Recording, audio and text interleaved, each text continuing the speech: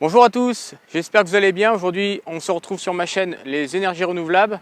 Alors, aujourd'hui, je voulais vous parler d'un sujet qui me passionne aussi bien que le solaire, qui est en fait les éoliennes, le petit éolien en fait. Alors, dans cette vidéo, on va parler précisément de 3 petites éoliennes, puisqu'on va parler du petit éolien. Donc, des éoliennes, j'en ai eu 5 en fait, et j'en suis arrivé à une éolienne Skystream.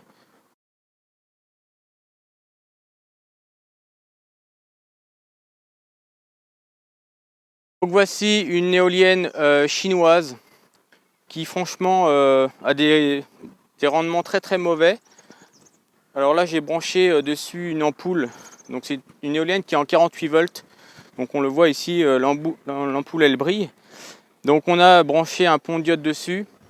Enfin cette éolienne, c'est pas avec ça qu'on a des rendements. Ça tourne très mal, c'est très bruyant. J'ai presque envie de dire c'est honteux de vendre des machines comme ça qui sont censées donner 1000 watts, c'est ce qu'ils affichent. Mais en fait elle les donnera très peu. Même une perceuse qui sera au bout là, elle serait à genoux la machine pour alimenter 1000 watts. Donc très mauvaise machine. Alors le gros souci que rencontre le petit éolien, on a ce qu'on appelle une génératrice et derrière un onduleur. En fait il n'y a jamais un fabricant qui va être capable de faire une génératrice et son onduleur. Donc on sait qu'un onduleur travaille avec une plage de puissance. Donc si l'éolienne n'a pas été conçue pour cet onduleur là, on se retrouve des fois avec des pertes ou des génératrices qui peuvent s'emballer.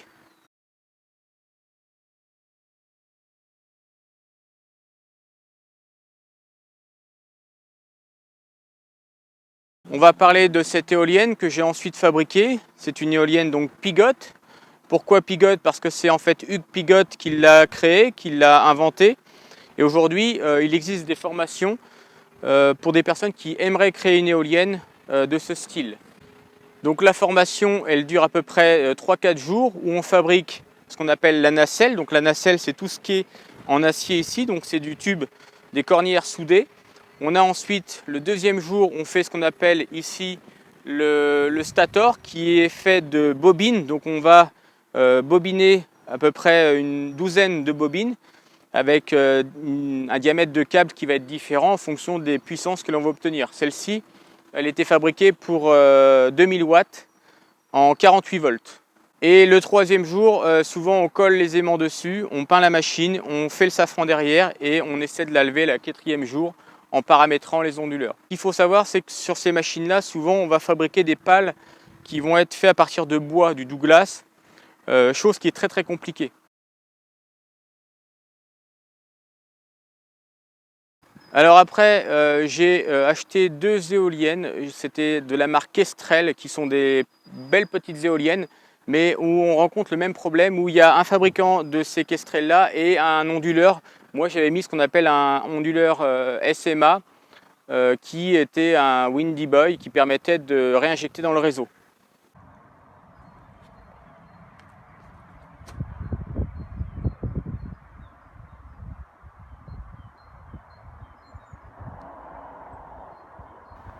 On voit bien, monte bien dans les tours, 500 watts.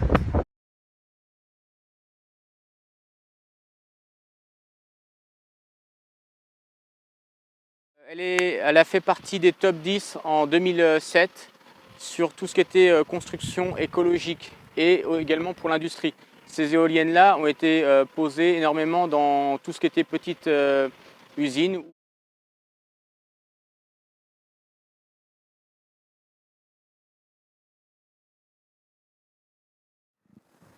Si on prend par exemple une pale comme celle-ci, donc ça c'est une pale de Skystream qui est en fibre de verre. Une pale, ce n'est pas simplement un morceau de bois qui va être capable de prendre le vent et de faire tourner la génératrice. Une pale, si on regarde bien, ça a le même profilé qu'une aile d'avion, avec une partie bombée, une partie qui est assez tranchante derrière, ce qu'on appelle le bord d'attaque et de fuite. Donc on a une machine, aujourd'hui cette pale elle fait à peu près 4-5 kg, elle est creuse, elle est en fibre de verre, elle peut tourner jusqu'à peu près 300 tours par minute. Le gros souci aussi des éoliennes, c'est que souvent elles ne peuvent pas se freiner C'est-à-dire qu'aujourd'hui, quand il y a des tempêtes, une éolienne, des fois, elle ne va pas s'arrêter. Si je reprends la SkyStream, là, il suffit de la débrancher, de la faire disjoncter du réseau, elle se coupe net. Donc ce qui peut être très bien en cas de forte tempête. Alors, ce qu'il faut savoir, c'est qu'une pale en fibre de verre va être beaucoup plus légère qu'une pale en bois, parce que celles qui sont faites en bois, elles sont faites de matériaux pleins. On dit qu'un roulement d'éolienne fait à peu près à l'année 160 000 km. Donc imaginez les pales en bois, ça va être beaucoup plus fragile qu'une éolienne en fibre de verre. Alors vous voyez, si on prend à comparer, on a donc cette éolienne-là, enfin si on peut appeler ça une éolienne, moi j'appellerais plutôt ça un perchoir à corbeau, parce que souvent ça tourne jamais.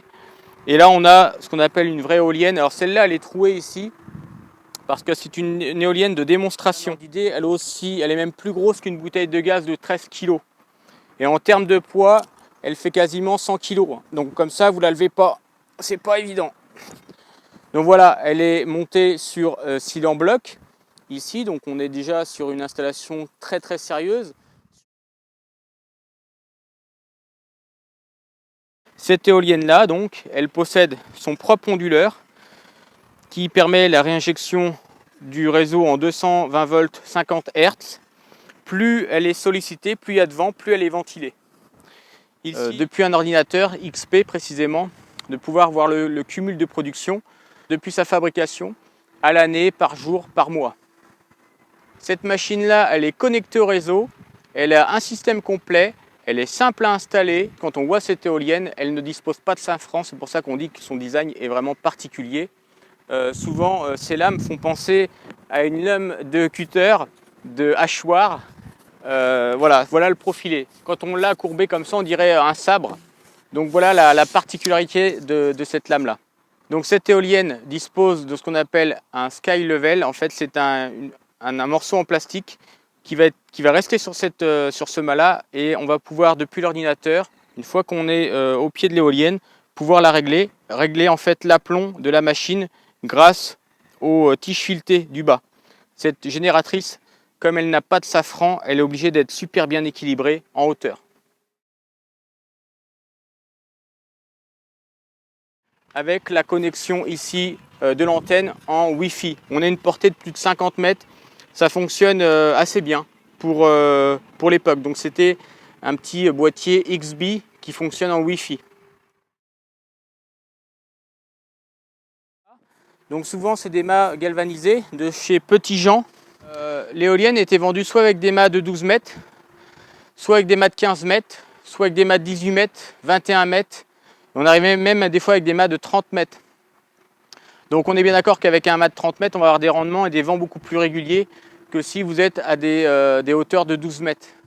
Petite parenthèse, les éoliennes qu'on trouve sur les pignons qui sont mis sur des genres de supports à antenne qui sont blindés souvent, une éolienne normalement se met jamais sur un pignon de maison parce que l'éolienne va rentrer toujours en turbulence. Une éolienne normalement doit être plus haut que le toit de la maison de façon à ce que les vents de la maison ne créent pas de turbulence à la machine.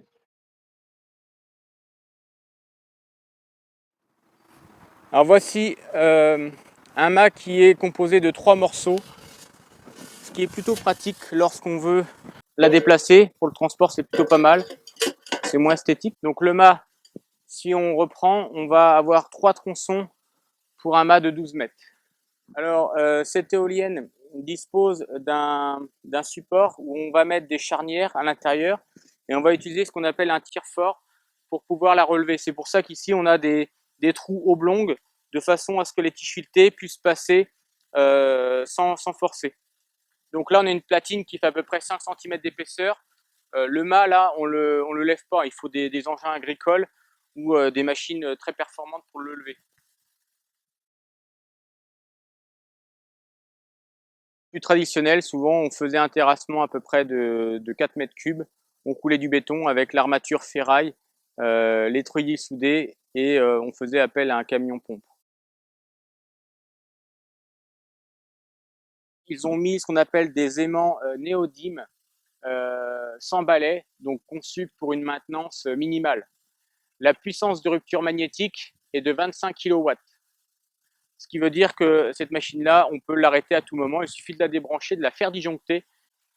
Donc le relais de sécurité, il est juste là en fait, hein. Cette machine-là, si on regarde bien, là, tu vois, j'arrive pas à la tourner, tout simplement parce elle n'est pas alimentée par le réseau et en fait, elle est bloquée. C'est d'ailleurs souvent les maladies de cette machine. Alors ici, il en manque un bout, mais normalement, on a donc les charbons qui viennent taper dans les bagues en laiton au fond pour justement permettre la rotation de la machine. Souvent, c'est souvent ce qui peut être fragile. Je trouve que les charbons, pour une puissance d'une machine comme celle-ci, c'est souvent sous-estimé. Donc monter sur silent en bloc.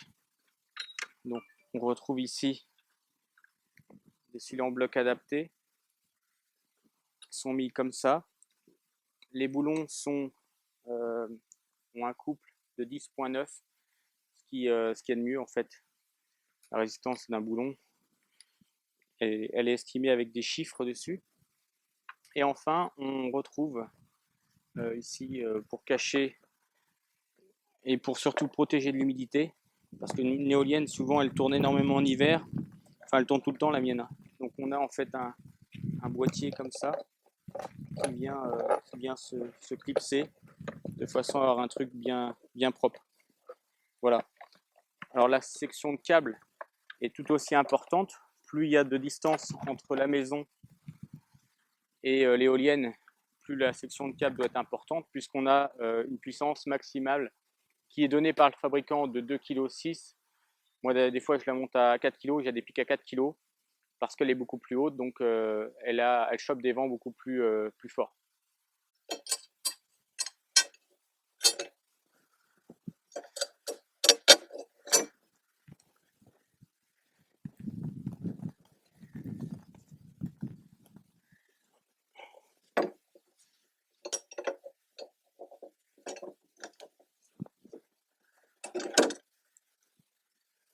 Donc voici les pales montées. Donc ça fait à peu près 23 kg le tout là. Vous voyez, ça se fait pas comme ça. Tu vois? Tu crois que je vais pouvoir m'envoler, Nico? Comme un hélicoptère? Vas-y, tourne là, voir. Vas-y, tourne là. Voilà. Donc on a un rotor de 4 mètres. 4 mètres, enfin à peine, 3,72.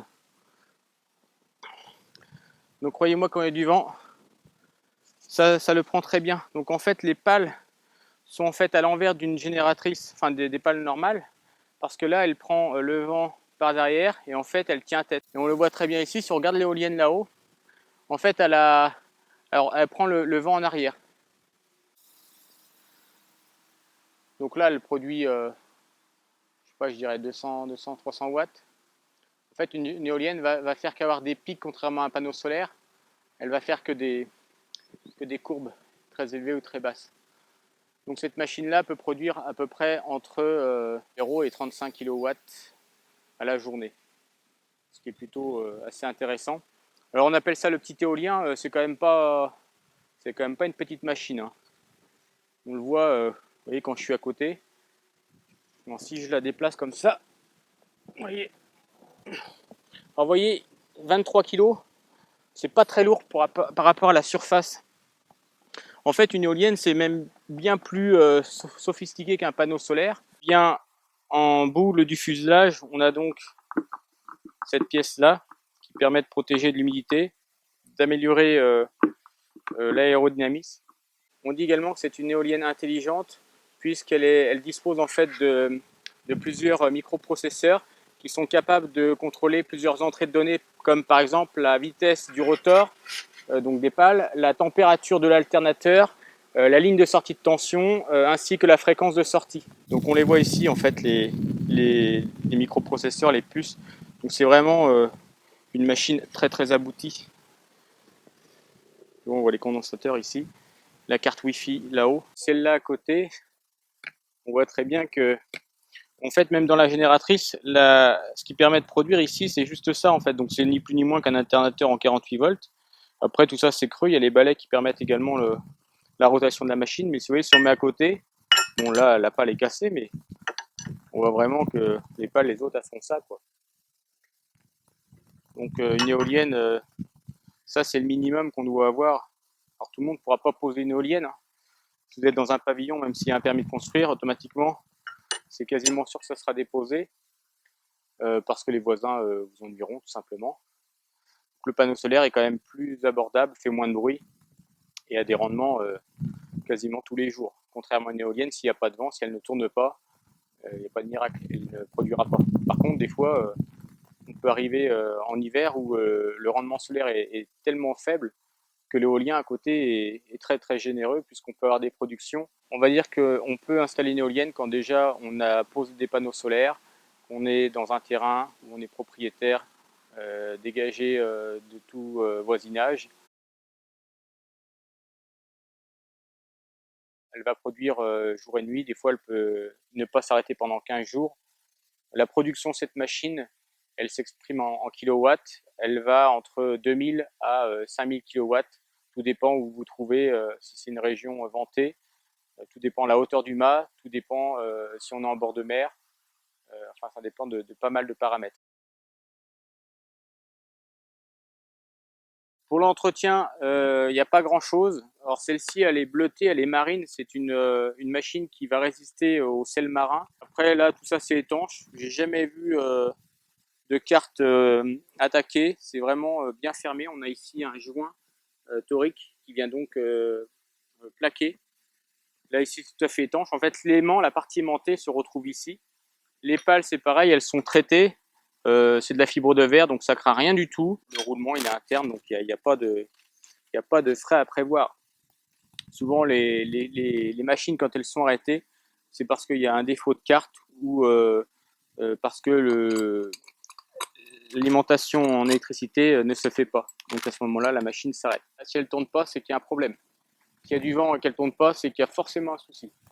Sinon, ces machines-là, elles tournent tout le temps, tout le temps, tout le temps.